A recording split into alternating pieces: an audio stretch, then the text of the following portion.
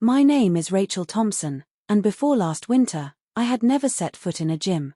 I was one of those people who lived comfortably behind a desk, living off iced coffees and the occasional leftover donut in the office kitchen. Life wasn't bad, stable job, decent friends, and a downtown apartment I called home, but something was missing. It wasn't until my doctor warned me that I was dangerously close to developing early-onset diabetes that I decided to take things seriously. My best friend, Kayla, recommended a fitness studio not too far from my place, Iron and Grace, an upscale facility known for its personalized training. That's where I met Jason Carter, the man who would unexpectedly change everything. Jason was not what I expected. He wasn't one of those loud, overbearing trainers who barked orders or acted like a drill sergeant. He had a quiet confidence, a warm smile, and the kind of voice that made you feel safe, like you could trust him with just about anything. He had a lean, athletic build, shoulder-length dark blonde hair tied back, and eyes the color of storm clouds, gray, unreadable, yet somehow calming. Our first session was awkward, to say the least. I was trying to do a simple stretch and managed to fall off the mat. "I think I broke something," I groaned. "Your ego, maybe," he said with a chuckle, offering his hand. I took it, reluctantly amused. "Yeah, that too." He didn't judge, though. That was what struck me the most. Over the following weeks, he was patient, even when I complained or gave up halfway through an A/B circuit. He'd laugh gently, encourage me, and somehow push me to do more than I thought possible. The soreness after each session became something I wore like a badge of honor. It meant progress. It meant I was showing up. And Jason noticed that, more than anyone. 3 months into training, I was already 15 pounds down. My body felt stronger, leaner. But something else was changing too, something more complicated. I found myself lingering after sessions. I started asking Jason questions not related to fitness: what music he liked, where he was from, what made him choose this career. And he answered, sometimes carefully, sometimes more openly. He told me he used to be a professional dancer before a knee injury forced him to change careers. That explained the grace in his movements, the patience in his posture. He talked about his mom, a retired nurse, and his little sister, who had just started college. Every little detail made him more real to me, more impossible to ignore. Then came the night that changed everything. It was a Friday evening, and I had stayed late at the studio after a session. The place was quiet, the other trainers had gone home, the lights dimmed except in the stretching area where Jason and I remained. I had overdone it that day with squats and was complaining about my stiff hips. "Let's work through some stretches," he said. "We'll take it slow." I lay down on the mat as Jason began guiding me through a series of stretches that targeted the soreness. His hands were firm but gentle, his touch clinical yet comforting. I tried to focus on the stretches, but the closeness was intoxicating. His scent, clean, subtle, like cedarwood and something else, danced around me. "You're really tight here," he said softly, helping me into a seated twist. I exhaled slowly, trying to hide the flush creeping into my cheeks. "You don't say."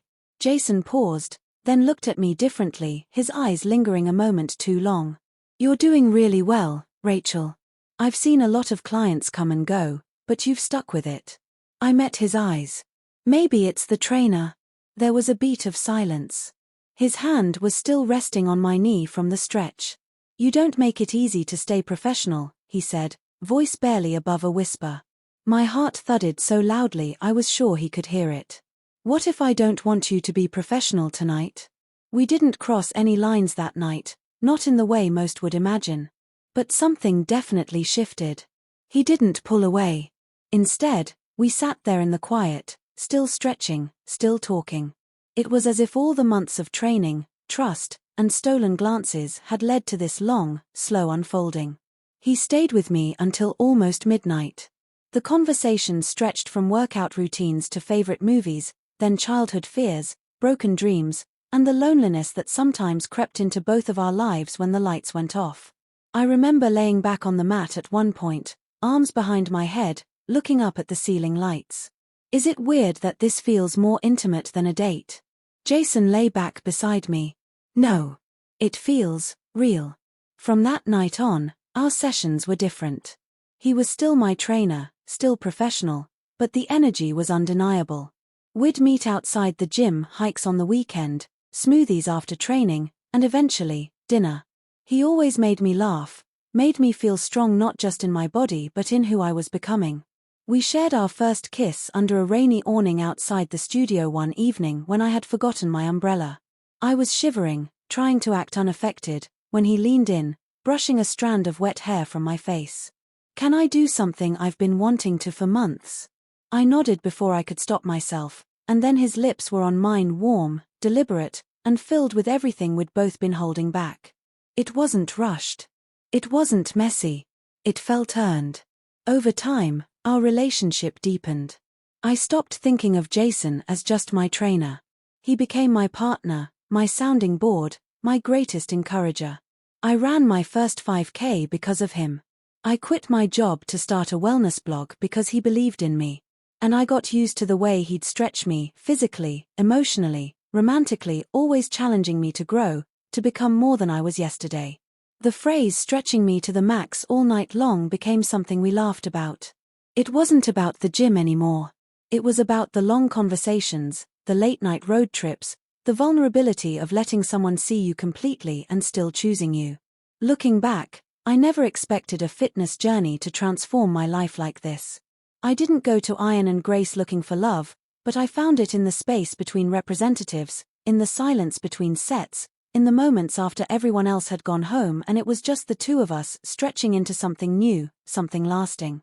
Now, every night when I lie in bed, I know I'm still being stretched. By love.